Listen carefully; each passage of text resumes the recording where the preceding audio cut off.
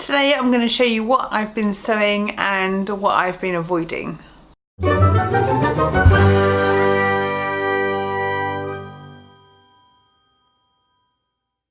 Hi everyone, welcome back to my channel.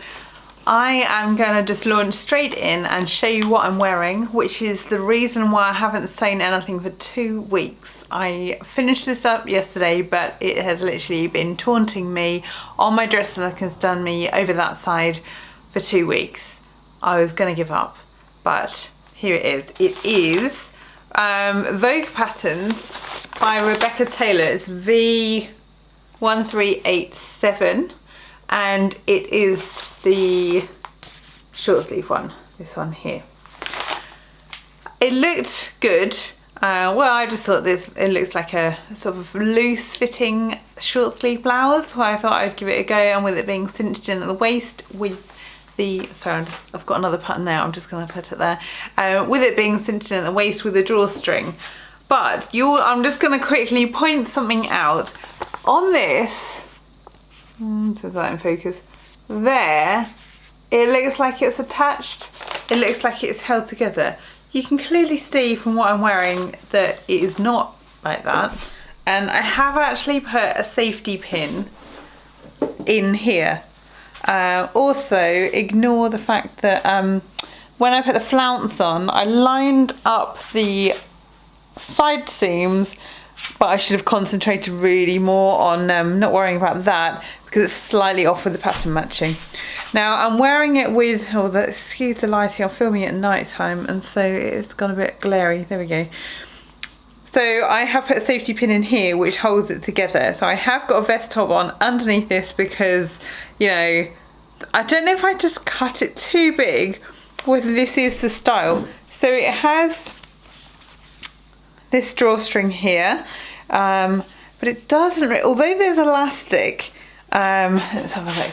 So around the back, so there is elastic inserted in there which does some gathering. You can't really pull the strings, they just sort of stay at that height.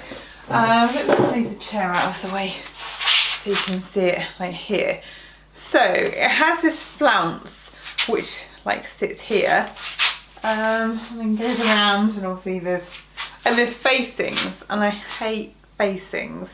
If I unpin, let me just show you what it looks like, because nowhere on the pattern does it say to attach this bit like it looks on the pattern envelope, so whether they've just missed it out, but obviously I'm going to have to put a stitch in there.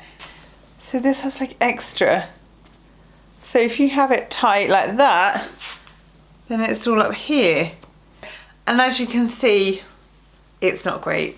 It's big, tell me down below what you think. Should I keep it and then just put a stitch in, or should I just cut my losses and donate it to the charity shop? I'm really not sure. So put your comment down below what you think. Now, as a palette cleanser, because this has been hanging around for ages, I finished it off yesterday. I thought I don't want that to be that I never sew anything for another 2 weeks. So I quickly whipped up a dress this afternoon, and that was McCalls 7465. And I will quickly go and put it on, because I do have a couple of issues with that as well, but I'm treating it as a wearable muslin. Now this was made in a fabric that I got from BST Fabrics, and they do a Facebook Live every Wednesday and they sell off quite cheap fabrics, and I think this one was £3.50 a metre. It's not a cotton, it's like a polyester, because it doesn't feel natural, not natural fibres, and it's not as stretchy, but it is quite thick, so it was quite stable to sew. So I sewed most of it on my overlocker and did the neckband on my sewing machine, but there are problems with it because it doesn't tell you, like a normal t-shirt pattern would tell you to like top stitch around here to keep the seam flat. It doesn't tell you to do that, so I feel there's a big lump and it's not really sitting that flat. So you've got this bit here, it just tells you to stitch it twice, but this fabric, I'm going to have to show you from a different angle or something, because oh, it has elasticated waist. disclaimer, this is really super tight and not very flattering, hence why it's a wearable muslin. Let me try to stand on my chair. Oh, that is the chair, not me, that noise. Oh, this is probably not the best height either because oh dear. I have really squeaky chairs, so it's not any kind of body movement making that noise. But as you can see from the pattern, so it's a chevron, whoops, print, which gets stronger as it goes down towards the bottom of the fabric. The only problem is I've had 2 children and 2 C-sections, and so anyone who's had that will know that their tummy goes in at a certain point where the scar is, and sort of like the tummy above it kind of like pouches over it. Now if I put on weight, that is the first place where I'm going to put it, is on my tummy, and this is just drawing attention to it. So whether I just need to have, like, it probably doesn't look that big on camera actually, but in real life it does, sucky in pants to hold it all in, or I think it just needs either being made slightly bigger, cut down on the cakes, tricky one, or a more stretchy fabric with more drape, or maybe a combination perhaps of all those. There's something I have bought, and this is mixed opinions on this. It's the Tilly and the Buttons Eden jacket.